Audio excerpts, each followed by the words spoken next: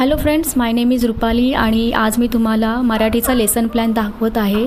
आणि कविता आहे टपटप पडती अंगावरती प्राजक्ताची फुले. ही कविता इयत्ता 7वीमधली आहे.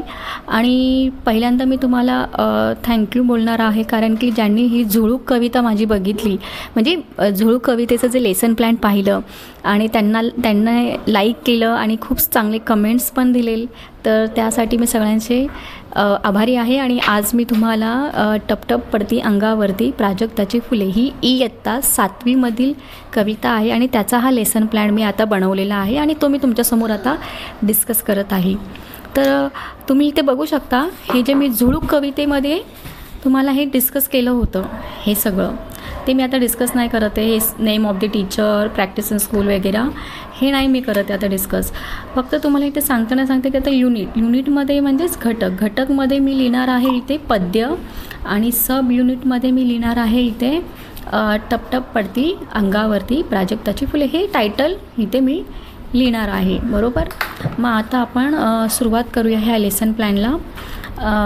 तर आता तुम्ही बघू शकता की तुम्ही आता इयत्ता 7वीमधील ही जी कविता तुम्ही वाचली असेल, टपटप पडती अंगावरती प्राजक्ताची फुले, तर तुम्ही पहिली कविता वाचाल आणि त्या कवितेमध्ये काय कवीने सांगितलेले आहे. म्हणजे आपण जर बघायला गेलं तर त्या कवितेमध्ये सुंदर असं वर्णन निसर्गाचं केलेलं आहे. म्हणजे एक निसर्गाचं वरदान काय आहे ते या कवितेत म्हणजे दाखवलेलं आहे. इव्हन जी प्राजक्ताची फुले आहे, त्या प्राजक्ताच्या फुलांचं वर्णन पण इथे दिलेलं आहे. तर आता आपण बघूया स्टेप बाय स्टेप. तर आता इथे प्रिव्हियस नॉलेज म्हणजे तुम्हाला मी सांगितलेलंच आहे की पूर्वज्ञान, म्हणजे मुलांना आधी आपण जेव्हा कवितेची सुरुवात करायच्या आधी मुलांना काही प्रश्न विचारणार. तर प्रश्न म्हणजे ते कशावर आधारित असेल, तर त्यांच्या पूर्वज्ञानावर, म्हणजे त्यांना आधी काही माहिती आहे का फुलांविषयी, म्हणजे निसर्गाविषयी, अशा रिलेटेड आपण काही क्वेश्चन त्यांना विचारणार.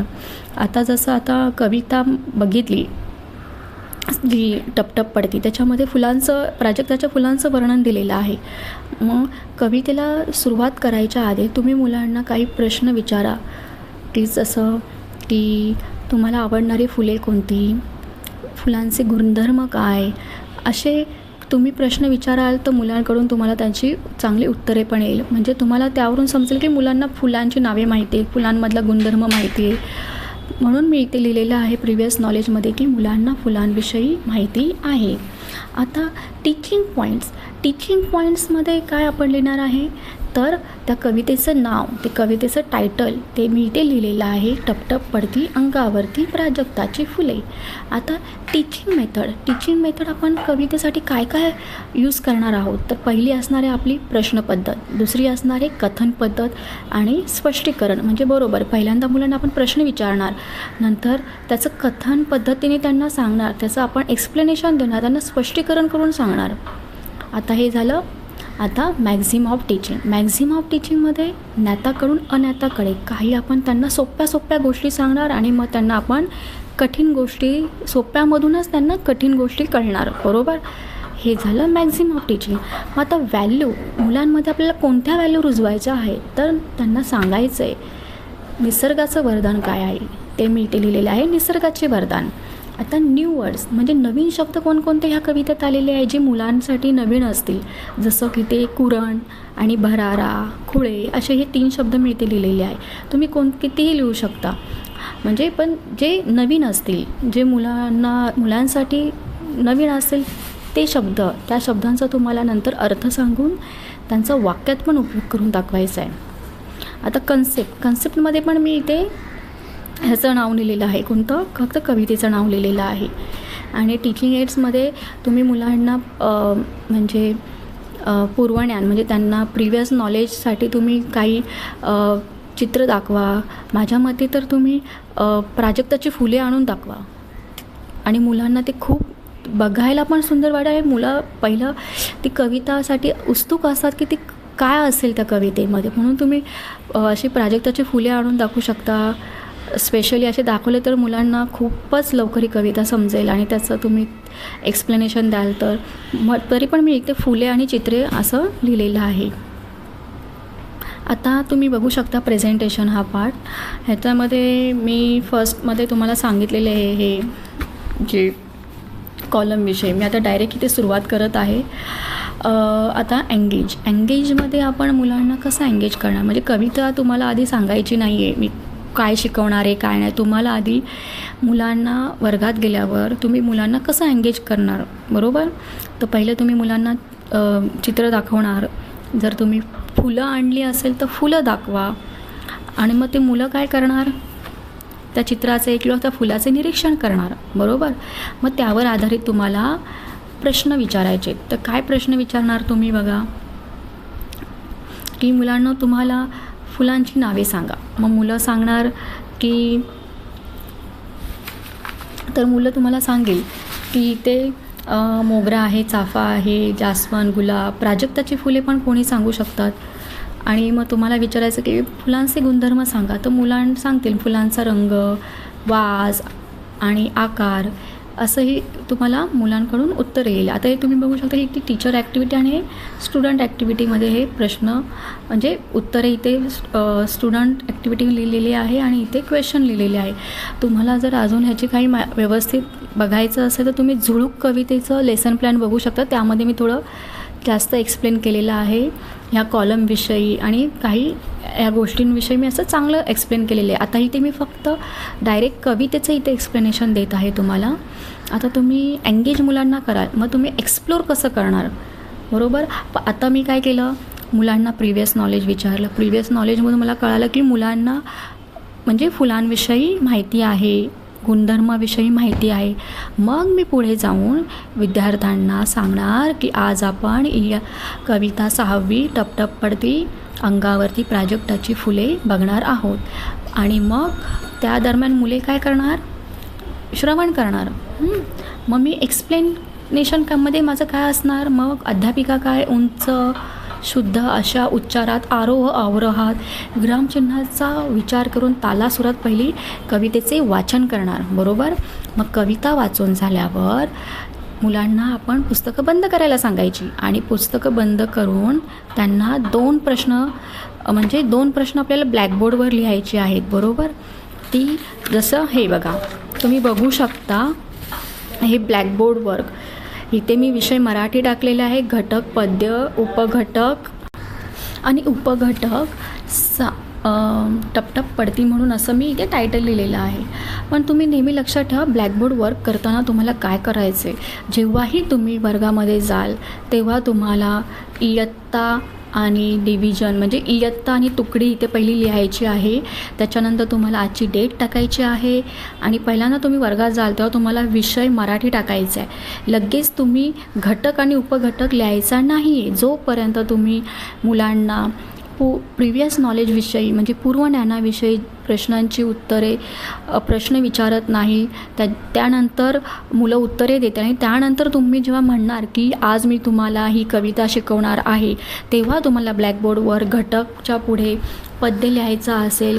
कविता आहे म्हणून मी ते पद्य लिहिलेले आणि उपघटक तेव्हा तुम्हाला जाऊन कवितेचं इथे टायटल लिहायचं आहे.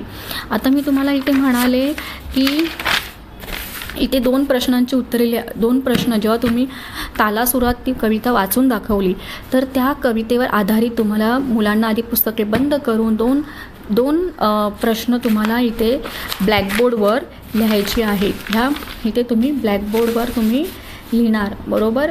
की ही 2 प्रश्न इथे लिहिणार आणि त्या 2 प्रश्नांची उत्तरे मुले बरोबर देतात की नाही ते बघायचे, बरोबर.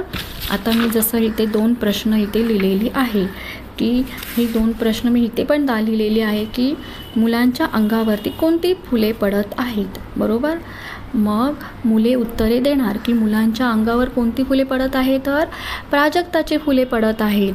आणि मग दुसरा प्रश्न आहे कुरणावरती व झाडाखाली ऊन सावली काय करत आहे, तर मुलांकडून उत्तर येणार की कुरणावरती व झाडाखाली ऊन सावली जाळी विणत आहे. आता ही झाली 2 प्रश्न, बरोबर. मग तुम्ही मुलांना पुस्तक उघडायला सांगायचं आणि मग तुम्ही त्या कवितेचं सुंदर असं स्पष्टीकरण आणि चांगलं कथन पद्धतीने आणि असं चांगलं एक्सप्लेनेशन करून तुम्हाला ती कविता मुलांना समजवायची आहे, बरोबर. मग आता तुम्ही बघू शकता इथे तर कविताचे तुम्हाला चांगल्या पद्धतीने एक्सप्लेनेशन मुलांना दिल्यानंतर मुलांना ती समजून सांगायची आहे आणि मग तुम्हाला त्यावर आधारित काही प्रश्न इथे मी आता लिहिलेली आहे जे पार्शल इव्हॅल्युशनमध्ये आपण लिहिणार. हे बघू शकता तुम्ही. आता मी इथे तुम्हाला सांगते, इथे आपण 2 नवीन वर्ड्स पण लिहिले होते, कुरण आणि भरारा.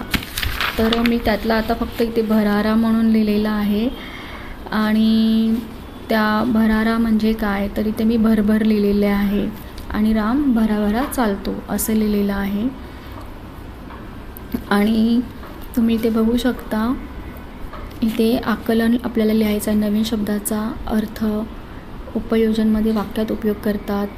हे मी झुळूक कवितेमध्ये खूप चांगल्या प्रकारे एक्सप्लेन करून सांगितलेले आहे. ते तुम्ही तो व्हिडिओ बघू शकता ह्या सगळ्या गोष्टी. आणि आता मी तुम्हाला डायरेक्ट ह्या इकडे जाते.